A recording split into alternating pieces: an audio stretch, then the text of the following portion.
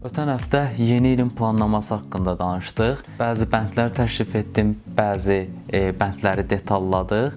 İlinizin rahat keçməsi üçün, əlavə kitab axtarmağa vaxtınız getməmək üçün sizə ən çox sevdiyim kitabları tövsiyə edəcəm. O kitablar ki, bizləri həm əqli cəhətdən, həm mənəvi cəhətdən, həm inkişafımız cəhətdən praktiki tapşırıqlarla bizləri dəyişdirib. Bunun üçün sizə fərqli janrlarda olan, fərqli yazı üslubları olan kitablar tövsiyə edəcəm. Bundan əvvəl bəzi kitablar var ki, onları oxumamağınızı çox istəyirəm. Bu o kitablardır ki, o kitablar motivasiya haqqında danışır, həyata tutunma, xoşbəxtlik, amma müəllifin özü intihar edib, yaxud müəllifin özü məhsulda bir həyatdan danışır kitabında, amma özü əyyaş olub. Yəni bəzi kitabları oxumamışdan əvvəl mütləq o müəllif haqqında araşdırma eləyin. Bu gün baxıram bəzi kitabxanalarımızda, bəzi dostlarımızın evindəki kitab rəflərində elə şəxslərin kitabları var ki, o şəxslərin heç özlərinə xeyri olmuyor. Bunu da öyrəndiyimizə görə artıq mən təklif elədiyim, tövsiyə elədiyim kitablara keçək. Birinci tövsiyə edəcəyim kitab Reyslər üzərində uzanmış adamdır. Rövşən Abdullaoğlu, dəyərli yazıçımız. Bu əsərdə bir nəfər çoxlu psixoterapevtin yanına gedir, amma çarə tapa bilmir və sonunda üzünü reyslərə tərəf döndərir. Düşünür ki, reyslər üzərində intihar etmək onun üçün daha yaxşı olacaq. Təbii ki, o reyslər seçməyin özündə də bir səbəbi var idi. Reyslərdə uzanarkən intihar etmək istədikdə bir yad adam gəlir, o adamla tanış olurlar. O adam da reysləri seçmək səbəbi təbii ki, təsadüf deyil və bunlar artıq bir-birinə tanış olurlar. Siz elə bilərsiniz ki, əsərin qəhrəmanı bu iki nəfərdir. Xeyr, bu iki nəfər də deyil. Oxuduqca görəcəksiniz. Müəllif bu əsərdə insanın başına gələn problemlərdə əxlaqi tənəzzül və mənəvi təkamülü çox açıq vurğulayır. Yəni insan başına gələn hadisələrdə ən rəzil yerlərə gedib düşə bilər və ən mükəmməl məqamlara gedib çata bilər. Çox əla bir əsərdir. Növbəti tövsiyə edəcəyim kitab Murtəza Mütəhərrinin İnsan və İman kitabıdır. Çox maraqlı kitabdır. İnsanı özünü tapmağa yönləndirir. Müəllif insanın ruh məsələsinin təminini bizlərə açıqlayır və iman termini üzərində bizə aydınlatma verir və daha sonra insanın aldığı ləzzətlərdən və o ləzzətlərin fərqindən danışır və bizə yeni bir yaşam təklif eləyir. Vaxt sərf etməyə dəyər bir kitabdır. Üçüncü kitabımız mənim sevdiyim yazıçılardan olan Brian Tracy'nin Satış psixologiyası adındakı kitabıdır. Bizneslə məşğul olmaq istəyənlər, satışını artırmaq istəyənlər üçün tutuladığım bir kitabdır. Kitab gəlirimizin çoxalmasına yönələn strategiyalar, metodlar təklif eləyir bizə. Burada müştərini necə tapmalı, müştəri ilə necə rəftar eləməli, məhsulda nələrinə fikir verməlisən, məhsulunu necə təqdim eləməlisən və bu yöndə çox əla, gözəl tövsiyələr verir. Həqiqətən də Brian Tracy praktikaya yönəlmiş bir müəllif olduğuna görə əsərləri çox gözəldir və həqiqətən də Brian Tracy'nin kitablarına vaxt sərf etdikdə o vaxt israf olunmur. Bu belə üçüncü kitabımız Doktor Valeri Sinelnikovun Təhtə Şuurun Sirləri praktik kursudur. Valeri Sinelnikov çox maraqlı bir yazardır. Bu əsəri 10 milyondan çox nüsxədə satılıb. Valeri Sinelnikov Təhtə Şuurun sirləri haqqında bizlərə danışır. Təhtə Şuuru öz lehimizə necə işlətməyimiz haqqında və Təhtə Şuuru necə əleyhimizə əvvəllər işlətmişik onun haqqında danışır və keçmişimizdə başımıza gələn müəyyən hadisələrin bizim Təhtə Şuurumuza necə kodlanması haqqında danışıb və o kodlamanı necə aradan aparmaq haqqında tövsiyələr verir.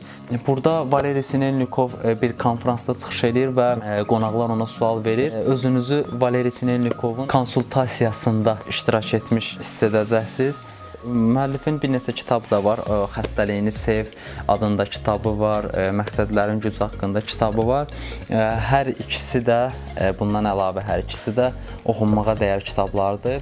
5-ci kitabımız $1 milyon vərdiş Jenny Brain Tracy-dəndir. Çox gözəl, çox maraqlı bir kitabdır. Kitabın əvvəlində müəllif bizə qanunlardan danışır. Həyatımızda müəyyən qanunlardan, o cümlədən səbəb, nəticə, inam qanunu və s. Ondan sonra müəllif bizlərə necə sıfırdan özündə vərdiş yarada bilərsən və bu vərdişi hansı vaxt aralığında yaradıb, hansı vaxt aralığında daha gücləndirmək haqqında yaxşı tövsiyələr verir. Brain Tracy dediyim kimi praktikaya yönəlmiş bir müəllif olduğuna görə kitablarını oxuduqca dərhal həyatımıza tətbiq etməyə çalışırıq.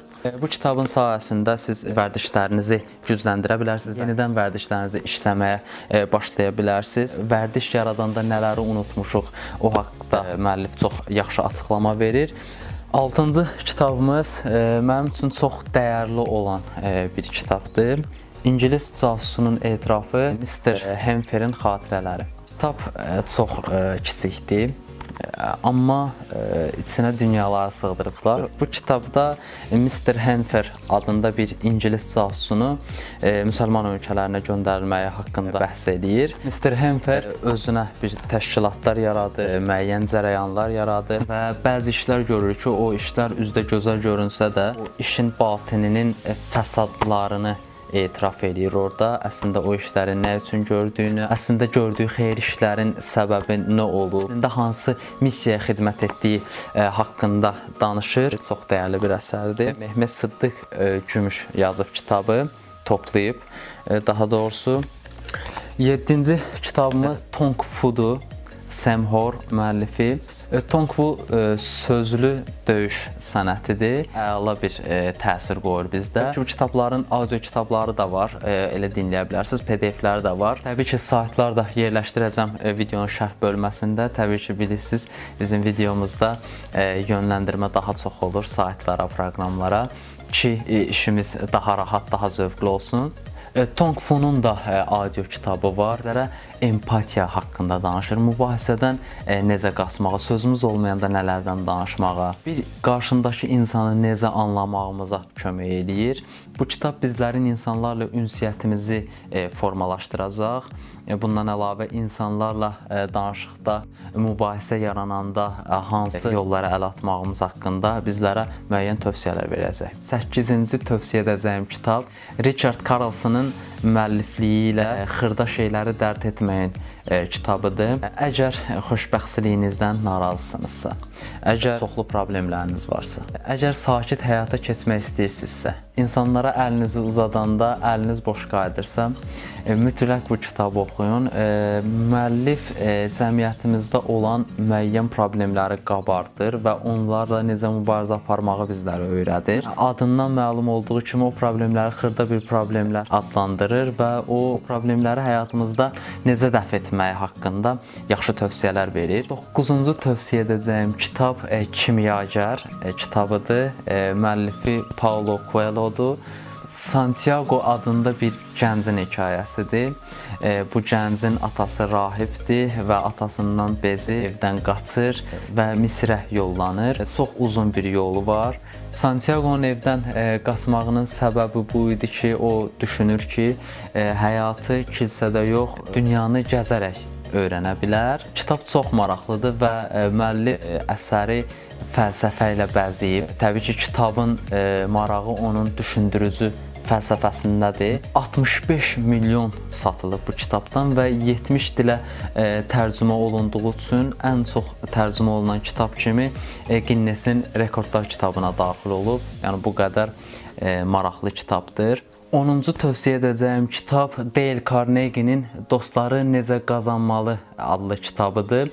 Müəllif 3 əsas məsələni qeyd edib kitabda. Bir, dostlarımızı necə qazanmalı, kütləvi nitqlər söylərkən özünə necə inanmalı və insanlara necə təsir etməli. 3, narahatlığı aradan qaldırmaq və rahat yaşamağın yolları. Çox maraqlı tövsiyələr verir. Həqiqətən də öz yolumuza uyğun dostlarımızı necə tapmalı, pis vərdişlərdən necə azad olmalı, müəyyən problemləri insanlar necə qalib gəlməli, necə rahat yaşamalı, müəyyən problemlərə necə qalib gəlib və rahat yaşamağın yolları haqqında danışıb. Kitabda həddindən artıq çox dəyərli məqamlar var, çox dəyərli tövsiyələr var. Mütləq bu kitabı oxuyun bu il. İllik planınızda münasibətlər, əlaqələr haqqında bir bənd yazmısınızsa, yəni bu il belə bir hədəfiniz varsa, mütləq bu kitabı oxuyun. Belə bir hədəfiniz yoxdursa belə, yenə bu kitabı oxuyun. Çünki hər halda bizlərə əlaqə və münasibətlər zəruridir. Sonuncu 11-ci tövsiyə edəcəyim kitab Hazreti Adəm İlk Markamı adlı kitabdır. Müəllifi Sərxan Oqdur. Bu kitabı oxumamışdan əvvəl müəllifi ilə tanış olmuşam. Sonra Sərxan Oqun bu kitabı qarşıma çıxdı. Kitabda necə sıfırdan brend qurmaq haqqında danışır. İddia edir ki, Həzrəti Adəm bəşəriyyətə təqdim olunan ilk ideal bir brenddir. Kitab brend qurmaq haqqındadır və müəllif brendi insan kimi təsəvvür edir və ona səs, hərəkət, görünüş verməli olduğumuzu tövsiyə edir və həddindən artıq çox maraqlı məlumatlar var içində. Çox axıcı bir kitabdır. Müəllif əsərə çox yumor qatdığına görə kitab insanı yormur. Bundan əlavə dünya brendlərinin də misalını çəkərək o brendlərin hansı strategiyadan istifadə etdiyini, gəlirlərinin artması haqqında araşdırma edib və onu da biz oxuculara təqdim edib. Brend haqqında kitabların içində mənim fikrimə görə top 5-də olası kitabdır. Bir kitab tövsiyə etdim. Niyə bu kitablar deyə soruşsanız əgər. Çünki bu kitablar təməl kitablardır və dediyim kimi praktikaya yönümlü kitablar olduğuna görə bu kitabları çox sevirəm. Həm dünya görüşümüz artacaq. Bundan əlavə vərdişlərimiz formalaşacaq, gəlirlərimiz artacaq, dostlarımız çoxalacaq. Ruhumuz haqqında məlumat almış olacağıq. Beynimiz, təhtə şuurumuz haqqında çox yaxşı məlumatlar alacağıq. Və təbii ki, brend və şəxsi brend haqqında məlumatımız olacaq. Düşündüm ki, bu ilin daha məhsuldar keçmək üçün bu kitablar bizlərə çox kömək olacaq. Həm yazdığımız planlara uyğun kitablardır, həm də praktiki yönümlüdür. Çox istəyərdim ki, siz də sevdiyiniz kitabı şərh bölməsində paylaşasınız və kiçik bir kitabdan bilgi bizə verəsiniz ki, ümumiyyətlə dostlarımız da baxsın ki, bu kitab nədən bəhs eləyir. Xoş mütaliələr.